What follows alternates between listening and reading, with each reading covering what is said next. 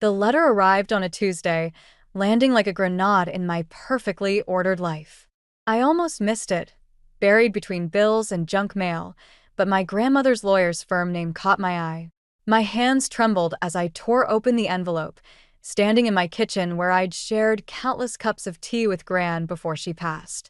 My name is Laurel, and until that moment, I thought I'd process my grandmother's death as well as any doctor could. Being an oncologist, I'm familiar with loss.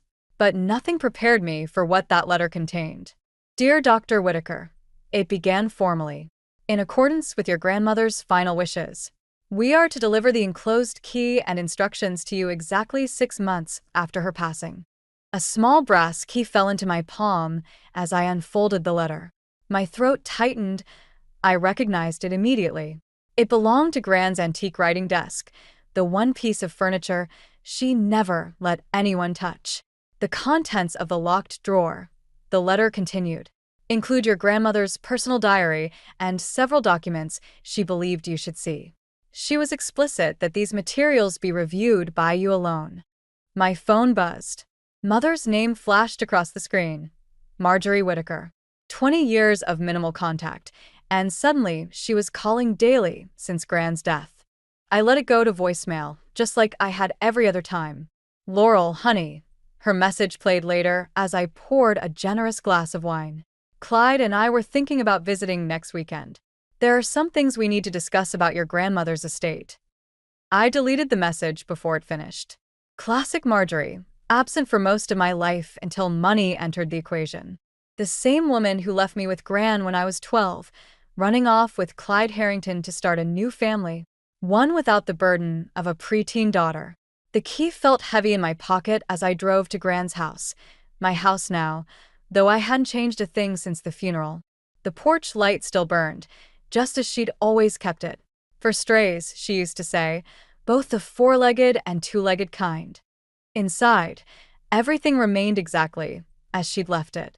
The writing desk stood in its corner of the study, dark mahogany gleaming in the afternoon light. I approached it slowly, running my fingers along its smooth surface, remembering how Gran would shoo me away whenever she caught me trying to peek inside. The key slid in perfectly. The drawer opened with a soft click. Inside lay a leather-bound journal, its pages yellow with age, and beneath it, a stack of letters bound with faded ribbon. My hands shook as I lifted out the journal, Gran's familiar handwriting flowing across its pages. The first entry was dated 20 years ago, the day after my mother left. My dearest Laurel, it began, if you're reading this, I'm no longer here to protect you from the truth. There are things you need to know about your mother's departure, things I've kept hidden to spare you pain. But you're stronger now, and it's time you understood the real reason Marjorie left that day. My phone buzzed again. This time, it was my half-sister Ruby's name on the screen. Sweet, innocent Ruby, who'd tried so hard over the years to bridge the gap between our broken family halves. I hesitated, then declined the call. Whatever secrets this journal held, whatever truths Gran had kept hidden, they could change everything. The carefully constructed walls I'd built around my heart, the professional distance I'd maintained for my mother's new family, all of it might crumble once I turned these pages. I poured another glass of wine and settled into Gran's favorite reading chair. Outside, storm clouds gathered, casting the study in shadows. Perfect weather for unearthing family secrets. Taking a deep breath, I began to read. Gran's diary entry from that night hit me like a punch to the gut. I had to set it down, my hands trembling as I paced the study. The storm outside had picked up, rain pelting against the windows like accusations. Your mother came to me that morning, Gran had written, desperate and afraid. She said Clyde had given her an ultimatum, leave with him that day, or he'd ensure she never saw a penny of his family's money again. But there was more to it than that. Something darker that made her hands shake as she spoke. The entry ended there, the next page torn out. Classic Gran, leaving breadcrumbs instead of answers. I was about to close the diary when something slipped from between its pages, a photograph I'd never seen before. My mother, much younger, holding me as a baby. But it was her expression that caught me off guard. She was looking at me with such raw love it made my chest ache. The doorbell rang, startling me so badly I dropped the photo. Through the rain-streaked window, I caught a glimpse of Ruby's red umbrella. "I know you're in there," she called out, her voice muffled by the storm. "Your car's outside, Laurel. Please, we need to talk." I considered pretending I wasn't home, but Ruby had inherited Gran's persistence. She'd camp out all night if she had to. "You look terrible," she said when I opened the door. She brushed past me, shaking water from her coat. "Have you been crying?" "I don't cry," I said automatically, but my reflection in the hallway mirror betrayed me. "What are you doing here, Ruby?" "Dad's planning something." She twisted her hands together, a nervous habit she'd had since childhood. "He's been making calls, meeting with lawyers. I overheard him tell Mom that he's found a way to contest Gran's will." The diary suddenly felt like it was burning a hole through the desk drawer. "He can't. The will is ironclad. There's something else." Ruby lowered her voice, glancing around as if Clyde might materialize from the shadows. "He's got papers, old ones, from before Mom married him." I couldn't see what they were, but a crash from upstairs cut her off. We both froze, staring at the ceiling. "I thought you said you were here alone," Ruby whispered. I was already moving toward the stairs, grabbing Gran's old tennis racket from the umbrella stand, the closest thing to a weapon within reach. Ruby followed close behind, her phone's flashlight beam bouncing off the walls. The noise had come from Gran's bedroom. The door stood slightly ajar, though I distinctly remembered closing it earlier. Inside, the window was open, curtains billowing in the wind, rain soaking into the carpet. And there, silhouetted against the lightning, was a figure hunched over Gran's dresser, rifling through the drawers. "Stop right there," I commanded, wielding the tennis racket like a sword. The figure straightened slowly, turning to face us. In the next flash of lightning, I recognized the sharp features and perfectly styled hair, even after all these years. "Hello, Laurel," said Aunt Opal, clutching a stack of papers to her chest. "I was hoping to avoid this particular family reunion. What are you doing here?" My voice shook with anger. "How did you get in?" "Your grandmother gave me a key years ago." Opal's smile was razor-thin. She knew someone would need to clean up after she was gone. "Some things are better left buried, dear. For everyone's sake."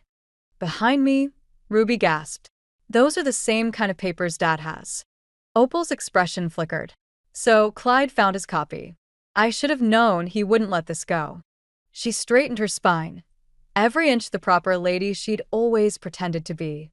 "We need to talk, Laurel, about what really happened the day your mother left." Lightning flashed again, illuminating the papers in Opal's hands. In that brief moment, I caught a glimpse of what looked like a contract, my mother's signature bold at the bottom. The truth, it seemed, was about to get a lot more complicated. The contract in Aunt Opal's hands was dated exactly 1 week before my mother left. I stared at it through burning eyes as we sat in Gran's kitchen, the storm still raging outside. Ruby had made coffee none of us were drinking. "It's a custody agreement," Opal said, sliding the papers across the table. "Your mother signed away her parental rights. Not because of Clyde's ultimatum, but because of something else entirely." My hands wouldn't stop shaking as I read. Legal jargon filled the pages, but one paragraph stood out. "In exchange for maintaining silence regarding the events of March 15, 1999, Marjorie Whittaker agrees to." "What happened on March 15th? I demanded. Opal's face tightened. "That's not my story to tell." "But your mother didn't abandon you for money, Laurel. She left to protect you." Ruby leaned forward, her coffee forgotten. "Protect her from what?" Before Opal could answer, my phone buzzed. Marjorie's name flashed on the screen again, but this time, there was a text. "Clyde knows about the contract. He's coming for the house. Don't let him in." As if on cue, headlights swept across the kitchen windows. A car door slammed. "He followed me," Ruby whispered, face pale. "I'm so sorry. I should have been more careful." Opal moved faster than I'd ever seen her move, gathering the papers. "Get these somewhere safe. Now." Heavy footsteps on the porch. Then pounding on the door. "Laurel." Clyde's voice boomed through the house. Open up. We need to discuss your grandmother's estate. I shoved the contract into Gran's recipe box and thrust it at Ruby. Back door. Go to my apartment. Don't stop for anything. Ruby hesitated only a moment before slipping out through the kitchen. The pounding continued. I know you're in there. Your aunt's car is outside. A pause. Don't make me call the police, Laurel. I have documentation proving your grandmother wasn't of sound mind when she changed her will. Opal's laugh was bitter. Documentation he fabricated, no doubt. She straightened her spine. Let him in. It's time we ended this charade. Are you insane? I hissed, but I was already moving toward the door. 20 years of questions were about to be answered, one way or another. Clyde burst in the moment I turned the lock, rain dripping from his expensive coat. He'd aged since I'd last seen him, but his eyes were still cold and calculating. Where is it? He demanded, scanning the room. Hello to you too, stepfather, I said, ice in my voice. Please come in. Make yourself at home. Don't play games with me, girl. That contract could ruin everything I've built. The contract you used to blackmail my mother? The words felt like poison in my mouth. Or is there another one I should know about? Clyde's face darkened. Your mother made her choice. She knew what would happen if she ever told you the truth about that night. What truth? My voice cracked. What was so terrible that she had to leave her own daughter? The truth, a new voice said from the doorway, about what your father really did to me. We all turned. There stood my mother, soaked from the rain, looking smaller than I remembered. But her eyes were steel as she faced Clyde. You promised, he growled. You signed. I promised to stay quiet to protect my daughter, Marjorie said. But she's not a child anymore. And I'm done letting you use my past against me. She turned to me, tears mixing with raindrops on her face. Your father didn't die in an accident, Laurel. He was murdered. And Clyde. She took a shuddering breath. Clyde helped cover it up. The kitchen clock ticked loudly in the silence that followed. Outside, lightning flashed, illuminating all our faces in stark white. The guilty, the innocent, and those of us somewhere in between. I looked at my mother, really looked at her, and saw for the first time the weight she'd been carrying all these years. The choice she'd made wasn't about money at all. It had been about survival. Police lights flashed silently outside Gran's house as Detective Morris took our statements. It was nearly midnight, and the truth about my father's death hung in the air like smoke. Clyde had disappeared into the back of a patrol car an hour ago, leaving chaos in his wake. Let me get this straight, Morris said, reviewing his notes. Your father's car accident in '99 wasn't an accident at all? My mother sat across from me, hands wrapped around a cold cup of tea. She hadn't stopped shaking. Frank was going to expose Clyde's embezzlement scheme. The brake lines in his car weren't cut by accident. I stood up abruptly, needing to move. 20 years of believing my father had died because of black ice on a dark road, and now this. Why didn't you tell someone? Why didn't you go to the police back then? Because of these. Aunt Opal spread out more papers on the table, photographs this time. They showed my father's car, but there was something else. Something that made my stomach turn. Clyde made it look like your father had been drinking. He planted evidence. Made sure your mother knew that if she talked, everyone would believe Frank died driving drunk with his 12-year-old daughter in the car. The room spun slightly. I'd been in the car that night.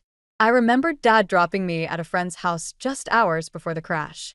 He threatened to destroy Frank's reputation, my mother whispered. To make you grow up believing your father was responsible for his own death. I couldn't let that happen. Detective Morris's pen scratched across his notepad. And MS. Whitaker, Evelyn, she knew about this. Gran knew everything, I said, the pieces finally clicking into place. That's why she left me the diary. She was making sure the truth would come out after she was gone. A soft knock at the door made us all jump. Ruby stood there, still clutching Gran's recipe box with the contract inside. Dad's lawyer is here, she said quietly. He's saying there's no proof. That it's all hearsay after 20 years. The detective's face remained carefully neutral. Physical evidence from that long ago will be difficult to recover. Without a confession, There's more. My mother's voice had changed, stronger now. She reached into her purse and pulled out a USB drive. I've been collecting evidence for years. Bank records, emails, conversations I recorded. I knew someday Clyde would slip up, get too confident. When he started pushing about Evelyn's estate, I knew it was time. Morris took the drive like it might explode. You've been building a case against your own husband? I've been waiting for a chance to protect my daughter. Both my daughters. She looked at Ruby, then at me. I should have done it sooner. I'm so sorry, Laurel. I thought I was protecting you, but I was just protecting myself from having to face what I'd done. Ruby moved to sit beside our mother, taking her hand. The gesture was so simple, so forgiving, it made my throat tight. There's something else you should see, Opal said, pulling one final envelope from her bag. Evelyn wrote this the day before she died. She made me promise to keep it until we had proof about Frank's death. The letter inside was in Gran's familiar handwriting, but shakier than I remembered. As I read, my hands began to tremble. My dearest Laurel, it began, by now you know the truth about your father. What you don't know is that he left something for you. Something Clyde has been searching for all these years. I looked up at my mother, whose eyes had gone wide with recognition. The evidence, she breathed, the original evidence of Clyde's embezzlement. Frank hid it somewhere in this house before he died. That's the real reason Clyde wanted the estate. He's still looking for it. Detective Morris was already reaching for his radio. We need to get a forensics team in here. Now. Outside, more police cars were arriving, but I barely noticed. I was already moving toward Gran's study, my mind racing. If Dad had hidden something in this house 20 years ago, there was only one place he would have put it. The same place I used to hide my own secrets as a child, behind the loose brick in the study fireplace. The loose brick slid out easily, as if it had been waiting all these years for my touch. Inside was a dusty manila envelope, sealed with my father's familiar scrawl across the front. For my Laurel, when the time is right. Did you find something? Detective Morris called from the doorway. Before I could answer, Ruby's scream pierced the air. He's out. Dad's out on bail. My mother appeared behind Morris, face ashen. That's impossible. The evidence. His family's lawyers moved fast, Morris said grimly. We need to get that envelope into evidence now. I clutched the package to my chest, my father's last message to me. I need 5 minutes with this first. Laurel. My mother stepped forward. We don't have time. 5 minutes, I repeated, my voice sharp enough to make her flinch. You've had 20 years to process this. I need 5 minutes. I locked myself in Gran's bathroom, hands shaking as I opened the envelope. Inside were bank statements, photographs, and a letter. But what caught my eye was a small key card with a bank logo and safety deposit box number. My phone buzzed. Unknown number. Hello, Laurel. Clyde's voice was eerily calm. I believe you have something that belongs to me. Nothing here belongs to you. No? Ask your mother about December 12, 1998. Ask her what really happened to those missing funds before your father started investigating me. The bathroom door rattled. Laurel? It was Ruby. Dad's car just pulled up outside. I stared at the documents in my hands. December 12, 1998. There it was, a transfer record with my mother's signature. She was in on it, I whispered. At the beginning. Smart girl, Clyde said. Your mother helped me set up those accounts. She only turned on me when your father found out. She's not the victim she pretends to be. The front door slammed downstairs. Heavy footsteps. I'm coming up, Clyde called out. Let's handle this like family. I cracked open the bathroom door. Ruby stood there, tears streaming down her face. Mom's gone. She just ran out the back door. Of course, she had. Running was what she did best. Get these to Morris. I shoved the envelope at Ruby. Go out the window, down the trellis like we used to. Don't stop for anything. What about you? I pulled Gran's diary from my pocket. I need answers first. Laurel? Clyde's voice was closer now. Let's talk about a deal. Ruby squeezed my hand before disappearing through the window. I walked out to face my stepfather, Gran's diary held tight against my chest. He stood at the top of the stairs, still in his expensive suit despite the late hour. Where are the documents? Gone. Like your leverage over my mother. His smile didn't reach his eyes. You really think she's worth protecting? After everything she's done? I'm not protecting her. The diary's spine crackled under my grip. I'm finishing what my father started. Your father was a fool who didn't understand business. My father, I said quietly, taught me where to hide things. Want to know what else he taught me? Clyde took a step forward. Don't play games. He taught me that the truth always comes out. December 12th, 1998. I know Mom helped you. But I also know from Gran's diary that she tried to stop you once she realized what you were really doing. That's why you needed her gone, why you threatened her with my father's reputation. His face darkened. You have no proof. I have Gran's diary. I have Ruby's testimony about your threats. And I have. I pulled out my phone, showing him the recording icon. Your confession from downstairs earlier. The police may have let you go, but they're going to love hearing this. Clyde lunged forward just as Detective Morris appeared behind him, gun drawn. That's enough, Morris said. Hands where I can see them. As they led Clyde away again, I saw my mother standing in the garden, watching through tears. She took a step toward the house, but I turned away. Some betrayals cut too deep for second chances. Or so I thought. 3 days after Clyde's arrest, I found myself sitting in the safety deposit box vault, staring at the contents of box 2317.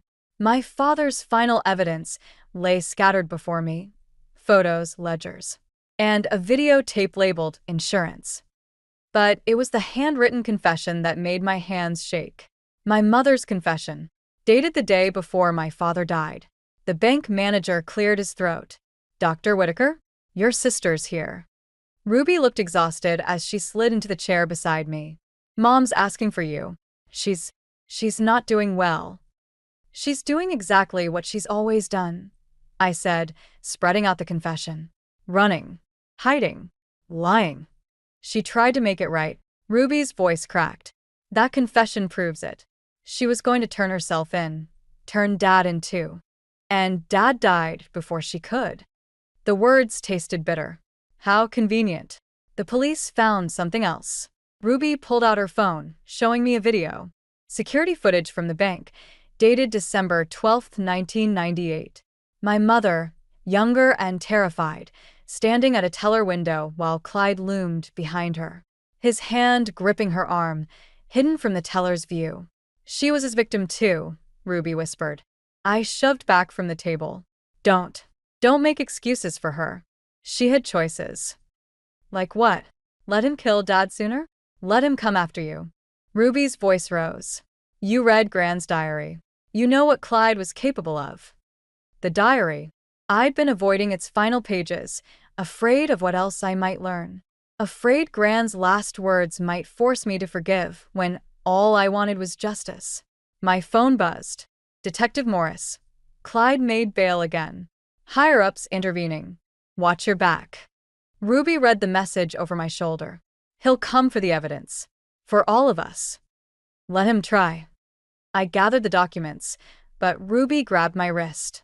You sound just like Dad did. Her words hit like a slap. All righteous anger and no self-preservation. Look where that got him.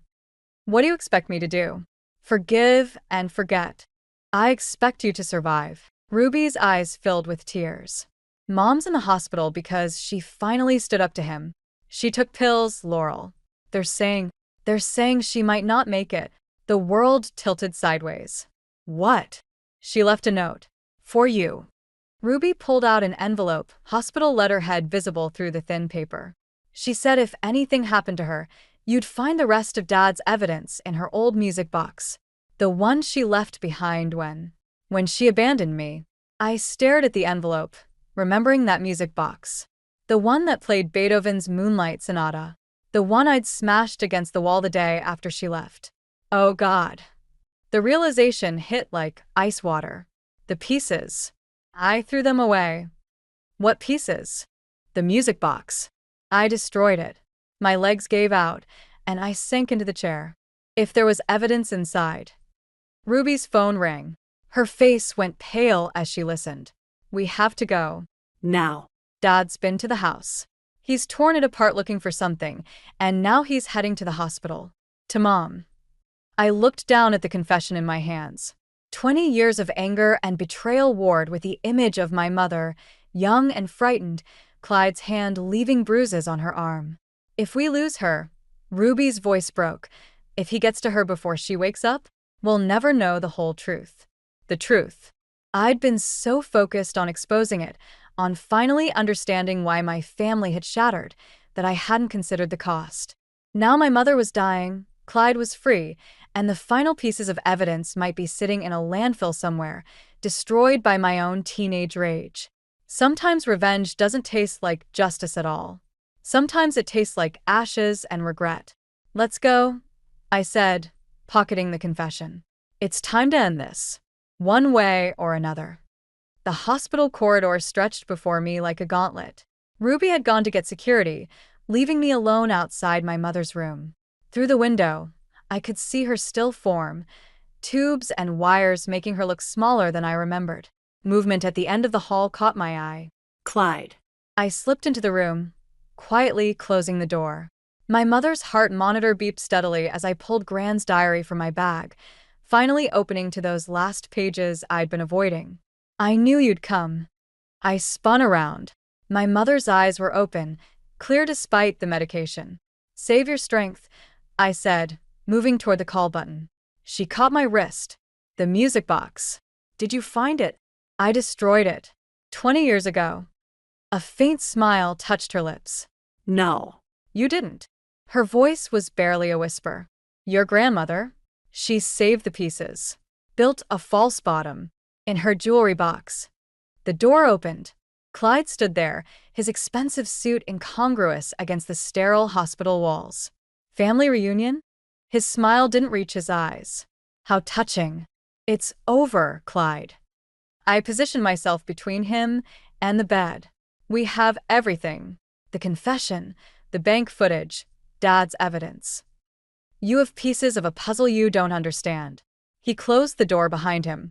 Your father was going to destroy everything I'd built. Your mother helped me stop him. She was trying to protect me, I said, but doubt crept in. You threatened her. Did I? He pulled out his phone, showing me an old email. From my mother to him, dated the day before Dad died. Read it. My hands shook as I took the phone. Meet me at the usual place. Frank suspects nothing. Everything's arranged. No. My mother's voice was stronger now. Show her the rest. Clyde's face darkened. Marjorie? The rest of the email thread, she insisted. The part where you threatened to hurt Laurel if I didn't help you. The part where you admitted to tampering with Frank's car. A commotion erupted in the hallway. Ruby's voice raised an argument with hospital security. It doesn't matter now. Clyde moved closer to the bed. None of you will testify. Not if you want to keep your medical license, Laurel. Did you think I wouldn't find out about those prescriptions you wrote for your grandmother? The ones that helped ease her passing? My breath caught. Gran's last days. The pain medication. Leave her alone. My mother struggled to sit up. I've already sent copies of everything to the police. Everything, Clyde. Including what you did to your first wife. The monitor's beeping accelerated as Clyde reached for my mother. I moved without thinking, years of suppressed rage finally finding their target. The diary flew from my hands as I shoved him back, papers scattering across the floor. Among them, fluttering like leaves, were photographs. Not from the music box or Dad's evidence, but from Gran's diary.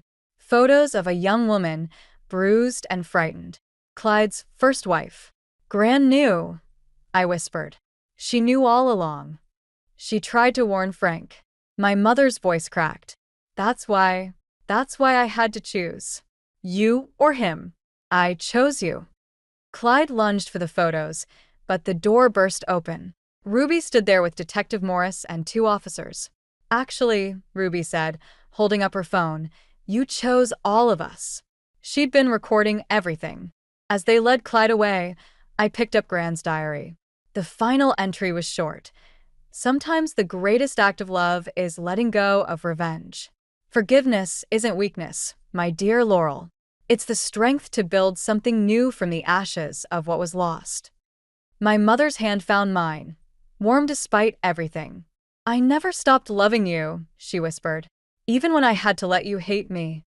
Outside, the sun was rising, painting the hospital room in shades of gold and shadow. Sometimes the light shows us things we couldn't see in the dark, like the difference between justice and revenge, or the fine line between love and sacrifice. I squeezed my mother's hand, 20 years of anger finally giving way to something else, something that felt almost like hope. 6 months after Clyde's conviction, I stood in Gran's study, my study now, sorting through the last of her belongings. Ruby sat cross-legged on the floor, piecing together the restored music box while our mother watched from the doorway, still moving carefully after her hospital stay. "Found it," Ruby announced, fitting the final piece into place. The false bottom slid open with a click, revealing not documents, but a single photograph. My father holding me as a baby, my mother beside him, all of us laughing at something just out of frame. "I remember that day," my mother said softly. Frank had just told one of his terrible jokes. I traced the edge of the photo, wondering how different things might have been if we'd stayed frozen in that moment of joy. Why did Gran keep this hidden instead of the evidence? "Because evidence proves guilt," Ruby said, wisdom beyond her years in her voice. "But this proves there was something worth saving." The doorbell rang. Aunt Opal stood on the porch, clutching a familiar leather-bound book. "Found this while packing up my place," she said, holding out another of Gran's diaries. "It's from before everything, when your parents first met." I took the diary but didn't open it. Some stories didn't need to be excavated. Some truths could rest in peace. "I'm selling the house," I announced suddenly. 3 pairs of eyes turned to me in surprise. "But it's your home," my mother protested. "Everything you fought to protect was never about the house." I moved to the window, watching shadows stretch across Gran's garden. "It was about understanding why. Why you left, why Dad died, why Gran kept so many secrets. But understanding doesn't mean we have to live in the shadow of those choices forever." Ruby stood, brushing dust from her jeans. "Where will you go?" "There's a practice opening up near the coast. They need an oncologist." I turned back to my family, this patchwork of broken pieces we were slowly fitting back together. "It's only an hour away. Close enough for Sunday dinners, far enough to start fresh." My mother's hands trembled as she picked up the music box. When she wound it, Moonlight Sonata filled the room, each note carrying echoes of the past. "Your grandmother wrote something else," Opal said quietly. "In that last diary, about revenge and forgiveness being 2 sides of the same coin, both ways of holding on to pain." "And what's the alternative?" I asked. Ruby answered, "Letting go." Later that night, after everyone had left, I sat in Gran's chair one last time. The study felt different now, lighter somehow. On my laptop, an email from Detective Morris waited. They'd found more of Clyde's victims, other families he'd tried to destroy. My testimony wouldn't be needed at the new trials. I closed the laptop without responding. Let someone else carry the torch of justice. My war was over. The music box sat on the desk, moonlight gleaming off its restored surface. Inside, beneath the false bottom, I'd placed a new photograph, one taken last week at Ruby's graduation. My mother and I flanking her, all of us smiling despite the years of pain between us. Or maybe because of them. Gran's final diary entry had been right. The strongest families aren't the ones that never break, but the ones that learn to rebuild from the pieces. I packed the music box carefully in my bag. Tomorrow, I'd start looking for coastal properties. Something with big windows and a garden, where shadows couldn't linger. Maybe with room for guests. As I locked up the house one last time, I thought I caught a whiff of Gran's perfume, heard the echo of her laugh. But when I turned, there was only moonlight and the soft whisper of leaves in the garden she'd loved so much. Some ghosts, I was learning, don't need to be exorcised. Some can stay, teaching us how to love better, forgive deeper, live fuller. And sometimes, the best revenge isn't revenge at all. It's building something beautiful from the ashes of what was lost. I drove away from my grandmother's house for the last time, the music box safe beside me, carrying its cargo of broken melodies and new beginnings. The scent of lavender and sandalwood fills my studio as 20 bodies move in synchronized breath, following my lead through the final sun salutation. Peace radiates through the room, except for one corner where tension crackles like static electricity. "This is ridiculous," Margaret whispers loudly to her neighbor. "Did you hear what they're saying about her online?" I maintain my serene expression, guiding the class into Savasana, but my stomach clenches. 3 months of marriage, and already my mother-in-law's whisper campaign is seeping into my sanctuary. "Release any remaining tension," I instruct, my voice steady despite the tremor in my chest. "Let go of thoughts that no longer serve you." If only I could follow my own guidance. Instead, my mind races back to last Sunday's brunch, where Catherine's perfectly manicured fingers wrapped around her mimosa glass as she delivered her latest barb. "Darling," she'd said to Ryan, completely ignoring my presence, "I do worry about Adriana's business model. Charging premium rates while offering private sessions to married men? People talk, you know." The class ends and students roll up their mats. Margaret and her friend hurry out, whispering behind their hands. I busy myself adjusting props, pretending not to notice. "Hey." Lily, my best friend and studio manager, appears at my side. "Don't let them get to you. Catherine's just jealous because you actually built something meaningful here." I force a smile. "I'm fine." "You're not fine. I saw your hands shaking during tree pose." "Did anyone else notice?" "No, but..." My phone buzzes. A text from Ryan. "Mom's coming for dinner. Says she has something important to discuss." Shit. The word escapes before I can catch it. Lily reads over my shoulder. "Cancel it. Say you're sick." And prove her right about me being unsuitable for her precious son? I shake my head. "No way." "Then let me help you prepare. I've got this." I straighten my spine, channeling the strength I encourage in my students. It's just dinner. But 6 hours later, as Catherine sits at my dining table examining the wine label with barely concealed disdain, I realize how naive that thought was. "Local wine?" She sets the bottle down like it might bite. "How quaint." Ryan squeezes my hand under the table. "It's actually quite good, Mom. Adriana has excellent taste. In some things, perhaps." Catherine's smile doesn't reach her eyes.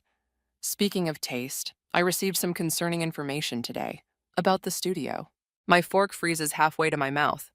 "What kind of information?" Ryan asks. "Well," Catherine dabs her lips with her napkin, "it seems there are some rather unsavory rumors circulating about inappropriate relationships with clients." The salmon turns to ash in my mouth. "That's absolutely false." "Of course you'd say that, dear. But where there's smoke..." She pulls out her phone. "These reviews are quite specific. Dates, times, names." Ryan releases my hand. "Names?" "All married men," Catherine adds helpfully. "I'm only bringing this up because I care about both of you. Your reputation, Ryan. The family name." "Those reviews are fake," I say, but my voice sounds distant even to my own ears. "Someone's trying to sabotage my business." "Why would anyone do that?" Catherine's concern is perfectly practiced. Unless what?" Ryan's voice has that edge I've never heard before. I stand up suddenly, my chair scraping against the floor. "I need some air." "Adriana," Ryan calls after me, but I'm already heading for the balcony. Outside, the city lights blur through my tears. Behind me, I hear Catherine's soft voice.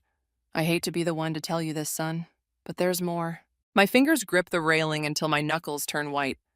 In this moment, watching my carefully built life begin to crumble, something shifts inside me. The peaceful yoga instructor who preaches forgiveness and harmony fades away, replaced by something harder, colder. Catherine wants war? Fine. But she has no idea what I'm capable of when pushed too far. I take one deep breath, straighten my shoulders, and turn back toward the dining room. Game on, mother dear. Game on. I delete another 1-star review from my studio's page, my hands trembling with rage. That makes 7 this week. Each one mentioning inappropriate behavior with male clients. Each one worded just differently enough to seem legitimate. "You need to see this," Lily says, pushing her laptop across my desk. She's pulled up the local community Facebook group where Catherine holds court like some digital queen bee. She's getting bolder. The post makes my blood run cold. Concerned about the predatory behavior at certain wellness establishments in our community. As a former educator, I feel compelled to warn others. My phone buzzes. Ryan. Mom's worried about you, says you're not returning her calls. Can we talk? Delete it, I tell Lily, pushing back from my desk. I need air. Outside, I nearly collide with Ethan, Ryan's younger brother, who's loitering by the studio entrance. Hey, sis, he says, his casual tone setting off warning bells. Got a minute?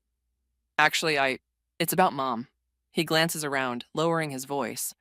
And Ryan. I follow him to the coffee shop next door, where he orders nothing and fidgets with a napkin. Look, he starts. Mom's just trying to protect the family. If you just, I don't know, be more traditional, less independent. Excuse me? Ryan's stressed. The rumors are affecting his work. His boss pulled him aside yesterday. Rumors your mother started. You don't know that. But he won't meet my eyes. Maybe if you sold the studio, focused on being a wife. I stand up so quickly, my chair topples backward. Several heads turn. Did Catherine send you? No, Ryan's my brother. I hate seeing him torn like this. Torn between what? His wife and his mother? There shouldn't even be a choice. My sister Mia's voice cuts through the tension. Everything okay here? She's standing at our table, arms crossed, event planner's tablet tucked under one arm. Her expression is neutral, but I catch the protective edge in her stance. Just a family chat, Ethan says, standing. Think about what I said, Adriana. For Ryan's sake. After he leaves, Mia slides into his vacant seat. Spill. I tell her everything. The reviews, Catherine's post, Ethan's suggestion. Her face darkens with each detail. That manipulative witch, she mutters. You know she's doing this because you threaten her control over Ryan. You're everything she's not. Successful, independent, and apparently predatory. I laugh bitterly. Fight back. I've got dirt on her from planning their country club events. The way she treated the staff, the money that went missing from the charity auction. My phone buzzes again. This time it's a group text from Catherine to the entire family. Dinner at my house tonight. Non-negotiable. Family emergency to discuss. Don't go, Mia says immediately. If I don't, she'll spin it as proof I'm hiding something. I close my eyes, remembering the steel that filled me last night. Besides, maybe it's time to stop playing defense. Back at the studio, I find Lily deep in research mode. You're not going to believe this, she says, spinning her screen toward me. I trace the IP addresses of those negative reviews. 3 of them came from Catherine's house. Can you prove it? Better. I can prove she's been using multiple accounts to harass other businesses, too. Anyone she sees as a threat to her social standing. I'm about to respond when Ryan appears in the doorway. The dark circles under his eyes match mine. We need to talk, he says. Lily squeezes my shoulder as she leaves us alone. Ryan paces the small office, running his hands through his hair. My boss called me in again. He starts. The rumors. They're affecting our biggest client. They're threatening to pull their account. Ryan, just tell me the truth. Is there anything to these stories? Anything at all? The question hits like a physical blow. You're actually asking me that? I don't know what to think anymore. Mom wouldn't what? Lie? Manipulate? Destroy someone's reputation? He won't meet my eyes. She says she has proof. In that moment, something inside me hardens completely. You know what? Go to her dinner tonight. Listen to her proof. But remember this moment, Ryan. Remember you chose to believe her over me. He reaches for my hand, but I step back. Adriana, I'll be at dinner too, I say, my voice steady despite my crumbling heart. And I'm bringing proof of my own. Catherine's dining room feels like a courtroom, all polished mahogany and accusation. I sit across from Ryan, the evidence Lily gathered burning a hole in my phone, while Catherine serves her famous pot roast with a side of smug satisfaction. I'm so glad we could all be here, she says, pointedly excluding Mia, who wasn't invited. We need to discuss the situation with the studio. What situation? I keep my voice steady, watching Ryan's face. He studies his plate. The complaints are mounting. Catherine sighs, as if this pains her deeply. 3 more women came to me today, concerned about their husbands' private sessions. Ethan shifts uncomfortably. Maybe we should show them, Catherine interrupts, pulling out a manila folder. The evidence. She spreads photographs across the table. Me with male clients, all perfectly innocent yoga adjustments twisted to look intimate. My hands shake as I recognize the angles, the careful cropping. These are from our security cameras, I say. Someone hacked. A concerned employee sent them to me, Catherine cuts in, along with some rather explicit text messages. Ryan's head snaps up. Messages? Fabricated, I spit out. Just like the reviews from your IP address, Catherine. The room goes still. Catherine's fork pauses halfway to her mouth. I beg your pardon? I pull out my phone, but Ethan suddenly knocks over his wine glass. Red liquid spreads across the table, seeping into the photographs. In the chaos of cleaning up, my phone disappears. Looking for this? Catherine holds up my phone, which somehow ended up on her side of the table.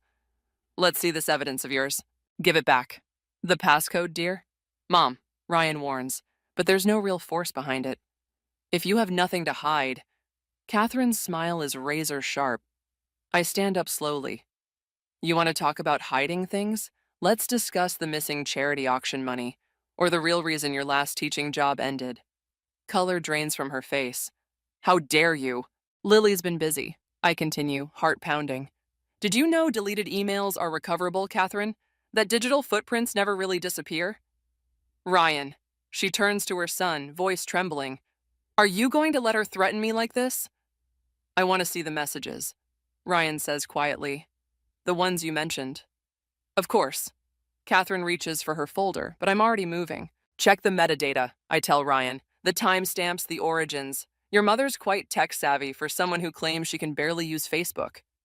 Enough. Catherine slams her hand on the table. I tried to handle this privately, but you leave me no choice. Ryan, show her. Ryan pulls out an envelope. The Board of Ethics received a formal complaint. They're investigating the studio. The room spins. What? Multiple witnesses. Catherine adds smoothly, all very concerned about professional boundaries. You did this, I whisper. You orchestrated all of it. I protected my son from a gold digger who— Mom! Ryan stands up. That's enough. But it's not enough. Not nearly. Because I suddenly see something in Catherine's eyes. Not triumph, but fear. She's scared. Of what I might know. Of what I might find. Ryan, I say carefully, ask your mother about November 15th, 1989. Catherine's glass shatters on the floor. What's November 15th? Ethan asks. Nothing, Catherine snaps.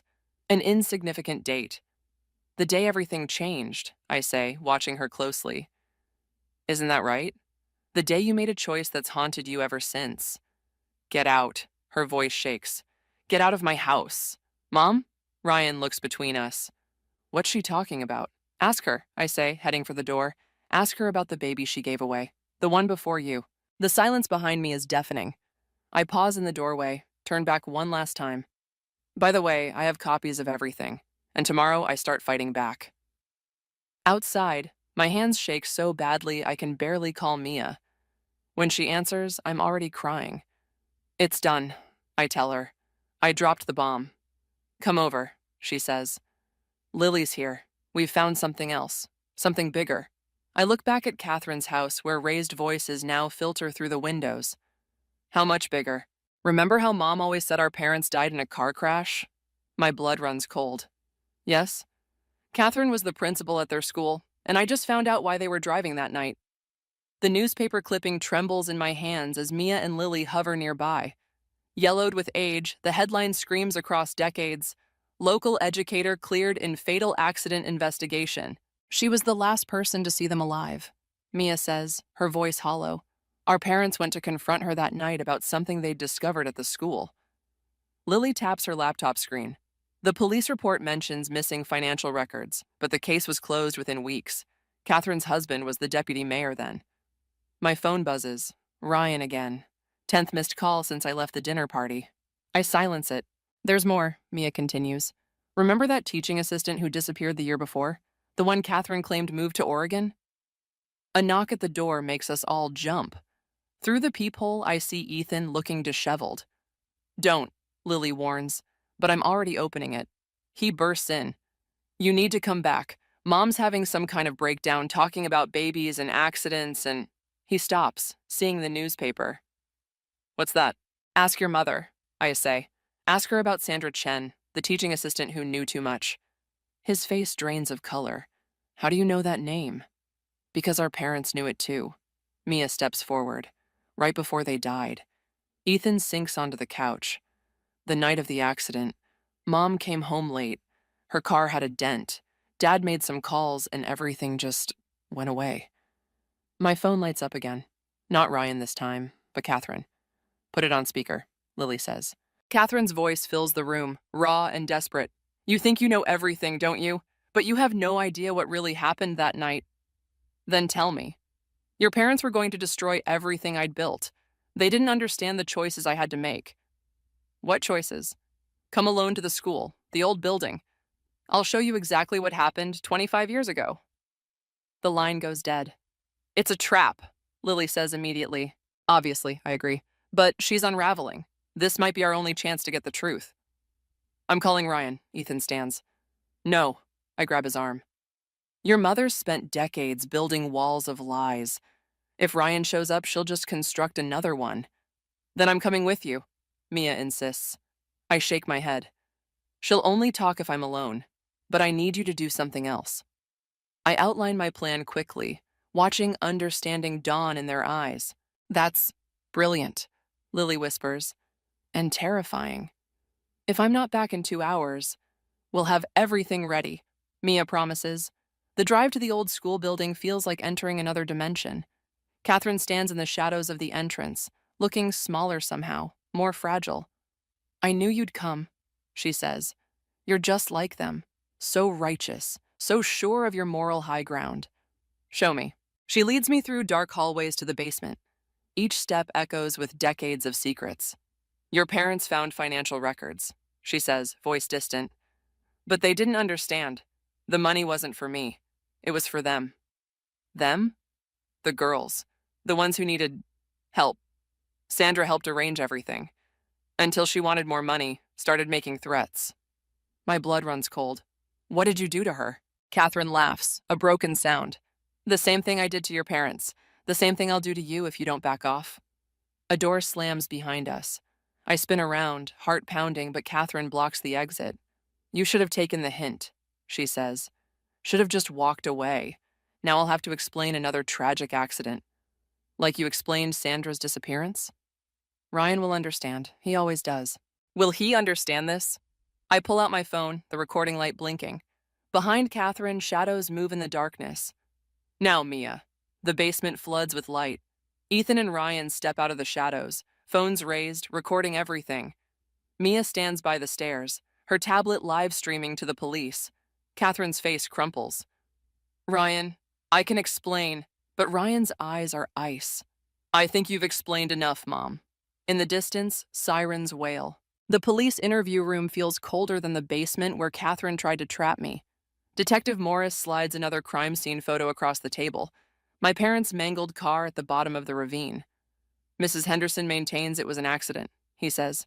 Just like she maintains Sandra Chen moved to Oregon. And you believe her? He taps the photo. 25 years of believing doesn't make something true. My phone buzzes. Another message from Ryan. We need to talk, please. Your mother-in-law's political connections won't help her this time, Morris continues. But we need more than circumstantial evidence. What about the financial records? Disappeared, along with everything else from that period. I leave the station feeling hollow. Lily's waiting outside, laptop open. You need to see this. It's a video from Catherine's hearing. She sits perfectly poised, every inch the respected educator. These accusations are absolutely groundless, she tells the judge. Adriana has been unstable since losing her parents. She's fabricating these connections to process her grief. That manipulative... Wait, Lily says. Watch Ethan. Behind Catherine, Ethan shifts uncomfortably, touching his jacket pocket. The same nervous tic from childhood, when he was hiding something. He knows something, I breathe. Better. Lily zooms in. Look what's sticking out of his pocket. A flash of red. The corner of a notebook. My phone rings. Ethan. Don't answer, Lily warns. But I do. Hello? Meet me at the studio. Alone. His voice shakes. Mom doesn't know I kept it. The studio is dark when I arrive. Ethan paces between the yoga mats, jumping at shadows. Show me, I say. He pulls out a red notebook. Sandra's diary. She gave it to me for safekeeping, right before she left. I was just a kid. Didn't understand what it meant until now. I reach for it, but he pulls back. Wait, you need to know. This will destroy everything. Not just Mom, all of us. She killed our parents. And Ryan's father. His words hit like physical blows. The diary. It's all here. The money laundering, the girls she helped, Dad's threats to expose her. The accident that wasn't an accident. My phone buzzes again. Ryan. Always Ryan. He deserves to know, Ethan says. Like you deserve to know? All these years you kept this hidden. I was protecting my family. You were protecting a murderer. The studio door opens. Ryan stands there, face ashen. I heard everything. Ethan stumbles back. How long? Long enough. Ryan moves toward us. The diary, now. Ryan, I start, but he cuts me off. You don't understand. None of you do. This goes deeper than Mom. What are you talking about? He pulls out his phone, shows us an email. Dad's old partner contacted me. There are people who'll pay to keep this quiet. Enough to set us all up for life. The world tilts sideways. You want to bury this? After everything she's done? I want us to be smart about this. He reaches for me. Think about it. The money, a fresh start. I step back. Our parents deserve justice. Your parents are dead, he snaps. Nothing will bring them back. But we're alive and we have choices. Ethan clutches the diary tighter. We can't. Can't what? Catherine's voice cuts through the darkness. She stands in the doorway, gun trained on the diary. Can't keep family secrets? Can't protect each other? Mom, Ryan breathes. What are you doing? What I've always done. Protecting this family. She steps forward. The diary, Ethan. Now. My phone buzzes one final time. A text from Mia. Police in position. Keep her talking. But as I look at Ryan's conflicted face, at Ethan's trembling hands, at Catherine's unwavering gun, I realize something terrible. I don't know whose side anyone is really on anymore, and the truth might destroy us all. The diary burns in the fireplace while Catherine keeps the gun trained on us. Each curling page takes my parents' justice with it, turning truth to ash. Ryan stands between us, his loyalty finally chosen. It's better this way, he says softly. A clean slate. My wedding ring feels like it's burning my finger. Clean for who? Everyone. Catherine's voice is steady now, confident. The money will be in your account by morning. Enough to start fresh somewhere else. You think you can buy my silence after confessing to murder? Confessing? She laughs. There's no evidence, dear, just the ravings of a troubled woman who's clearly having a mental breakdown. Ethan won't meet my eyes. His betrayal stings worse than Ryan's somehow. He had the truth all along, held on to it until it could be used as a bargaining chip. The police, I start, have nothing. Ryan cuts in. Mom's right, without the diary. My phone buzzes. Mia's message glows. Officers in position, give the signal. But what signal? What proof? I watch another page blacken and curl, taking Sandra's words with it. I've already called Dr. Warner, Catherine continues. He understands you're having episodes, delusions about your parents' accident. He's agreed to help. The implications hit me. You're going to have me committed? For your own good, Ryan says, reaching for my hand. Just until you're better. I jerk away. Don't touch me. See? Catherine sighs. Paranoid, aggressive, classic signs of a breakdown. My studio door opens. Dr. Warner enters with 2 orderlies. Everything's happening too fast. It's okay, Adriana, he says soothingly. We're here to help. This is insane. Mia knows. Your sister's worried about you too. Catherine interjects smoothly. She agrees you need help. My heart stops. What? She called me this morning. She's the one who suggested Dr. Warner. You're lying. But my phone buzzes again. Mia, I'm sorry. It's the only way to keep you safe. The orderlies move closer. Ryan steps aside, his face a mask of concerned betrayal that makes me want to scream. The police, I try again, have been informed of your condition. Dr. Warner says gently. Your recent accusations, the conspiracy theories, they understand. Catherine's smile is triumphant. Sometimes loving someone means protecting them from themselves. The orderlies reach for me. I dodge, but there's nowhere to go. The diary is ash, my allies have turned, and my own sister... Wait, I gasp. My phone, the recording... But Ryan holds up my phone, already factory reset. It's okay, honey. You don't need this right now. No. The word comes out broken as the orderlies grab my arms. You can't. 3 days of observation, Dr. Warner says. Then we'll evaluate. 3 days is plenty, Catherine adds, her meaning clear. Plenty of time to erase whatever's left of the truth. As they drag me toward the door, I lock eyes with Ethan. He looks away, but not before I see it. Guilt, yes, but something else. His hand touches his pocket again, that nervous tick. And suddenly I understand. The diary wasn't the only copy. But it doesn't matter now. The sedative enters my arm, and the world starts to blur. The last thing I see is Ryan's face, full of false concern, as Catherine puts her arm around him. It's for the best, she says, her voice fading. Sometimes family has to make hard choices. Family. The word follows me into darkness, bitter as ash. I thought I was fighting for justice, for truth. Instead, I've lost everything. My husband, my sister, my freedom. Catherine has won, turning everyone against me with a precision that would be admirable if it wasn't destroying my life. As consciousness slips away, one thought remains. Ethan's nervous tick, his pocket. Whatever he's hiding might be my last chance at truth. If I can survive the next 3 days with my sanity intact. The ambulance doors close. Through the window, I watch my studio recede, taking with it everything I thought I knew about family, loyalty, and justice. But Catherine taught me one thing. Sometimes the best revenge requires patience, and in 3 days, she'll learn just how well I've learned that lesson. If I survive that long. The psychiatric ward's fluorescent lights flicker as Lily helps me into street clothes. 3 days of forced observation have left me hollow, but clear-headed. Maybe too clear. Ethan's waiting in the car, she whispers. Catherine's at the country club for their annual charity gala. And Mia? Already there, with the proof. My hands shake as I button my blouse. You're sure about the USB drive? Ethan kept a digital copy of everything. Sandra's diary, the financial records, even Catherine's private emails about your parents. The ward door opens. Ryan stands there, looking uncertain. The doctor's signing your release papers. Don't, Lily starts, but I touch her arm. It's okay, give us a minute. When we're alone, Ryan steps closer. You look better. Amazing what 3 days of forced sedation can do. Adriana, Save it, you chose your side. His face hardens. I chose family. So did I. Understanding dawns in his eyes. But before he can speak, my phone buzzes. Mia's signal. The gala's starting. The country club ballroom glitters with false pretense. Catherine holds court near the podium, accepting congratulations for another successful fundraiser. When she sees me, her champagne glass freezes halfway to her lips. You're supposed to be committed? I move closer. Sorry to disappoint. Security, she starts, but I cut her off. Before you do that, you might want to look at the screens.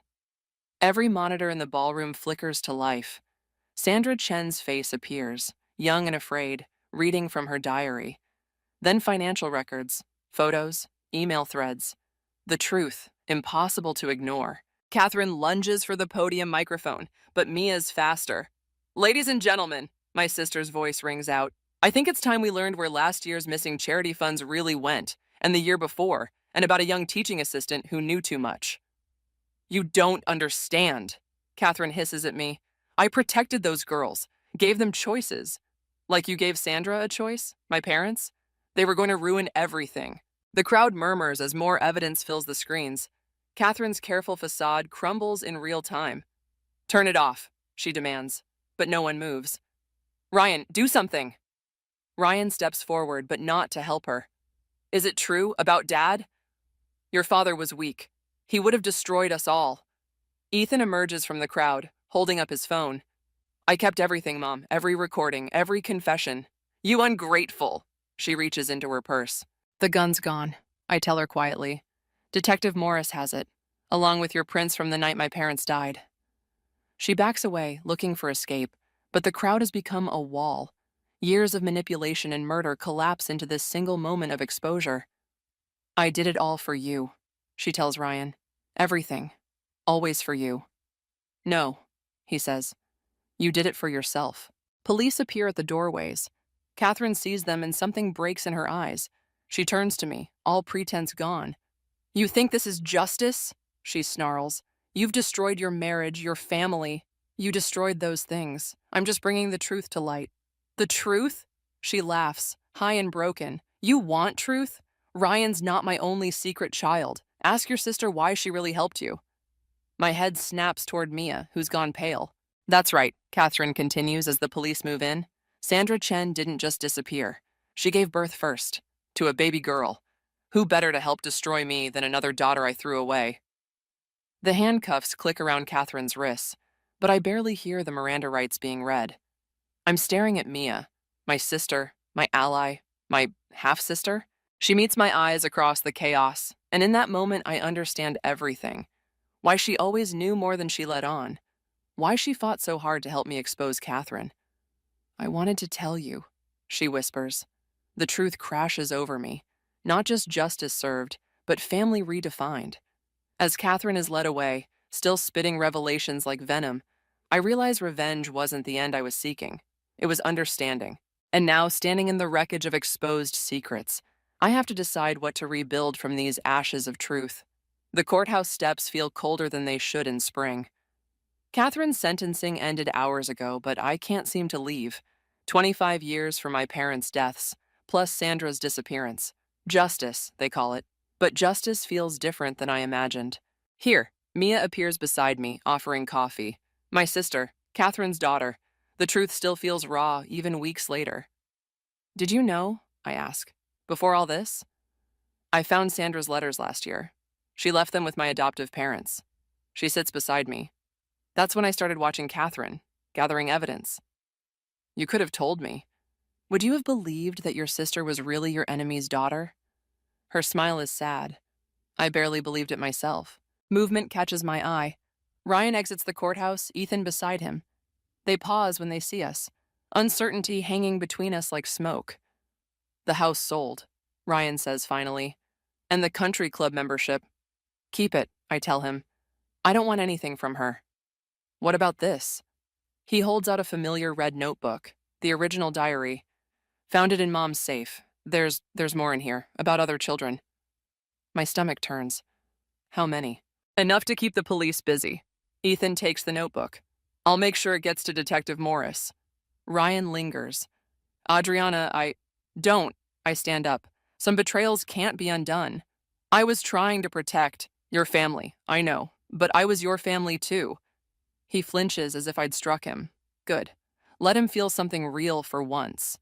Lily pulls up in her car, right on time. Ready? I look at the scattered remains of what I once called family. Ryan, who chose loyalty over love. Ethan, finally finding his courage too late. And Mia, my sister in more ways than blood could ever define. The studio reopens tomorrow, I tell them. New name, new start. You're welcome to come, or not. What are you calling it? Ethan asks. Phoenix Rising Wellness, Mia answers for me. Because some things have to burn before they can be reborn. Ryan steps forward. Maybe someday. Someday is too far away. I cut him off. And not far enough. In Lily's car, I watch them shrink in the rearview mirror.